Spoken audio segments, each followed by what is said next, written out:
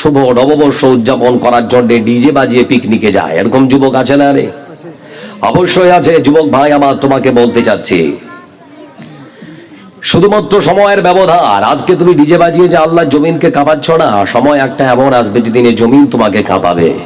সেদিন তোমার আর কোনো সাহায্যকারী থাকবে না। ইয়াউমুন লা বাইউন ফীহি ওয়ালা খুল্লা ওয়ালা শাফাআ। তুমি যদি বিশ্বাস করো আল্লাহর সামনে দাঁড়িয়ে তোমাকে জবাব দিতে হবে, তাহলে তোমার মুখে দাড়ি নেই কেন?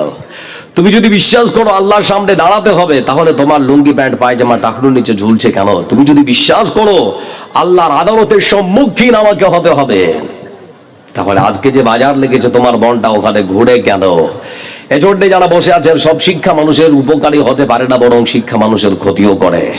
এজন্য রাসূল সাল্লাল্লাহু আলাইহি ওয়াসাল্লাম তিনি বলতেন, আল্লাহুম্মা ইন্নী আউযু বিকা মিন ইলমিন লা ইয়ানফা। হে আল্লাহ, তুমি আমাকে সেই শিক্ষা দিও না যে শিক্ষা আমার ক্ষতি করে, উপকার করে না। তার মানে শিক্ষা মানুষের ক্ষতিও, কথা বলেন, ক্ষতিও করে। শিক্ষা মানুষের ক্ষতিও করে। আসল শিক্ষা যদি আপনারা নিতে চান, তাহলে পরে বলতে চাচ্ছি আপনাদের মাদ্রাসা নাজবুল হুদা শিবুল তরা, এখানে আসুন। আপনার ছোট্ট বাচ্চাটাকে সুন্দর করে গড়ে তোলার দায়িত্ব আমাদের। আপনার বাচ্চাটাকে সুন্দর করে মানুষের মতো মানুষ করে তোলার দায়িত্ব আমাদের।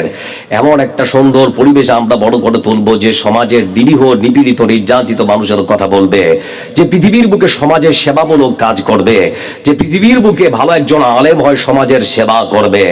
এজন্য আপনাদের সকলকে অনুরোধ করতে যাচ্ছি, আপনার ছেলের জন্য ধন জমা করে যেতে হবে না, আপনার ছেলের জন্য সম্পদ রেখে যেতে হবে না। আপনার নিজের ছেলেটাকে সম্পদ বানিয়ে যান। আপনার ছেলের জন্য দুনিয়ার সম্পদ আপনার ছেলেকে বানাতে বলছি না, বরং পরকালের সম্পদ বানিয়ে যান।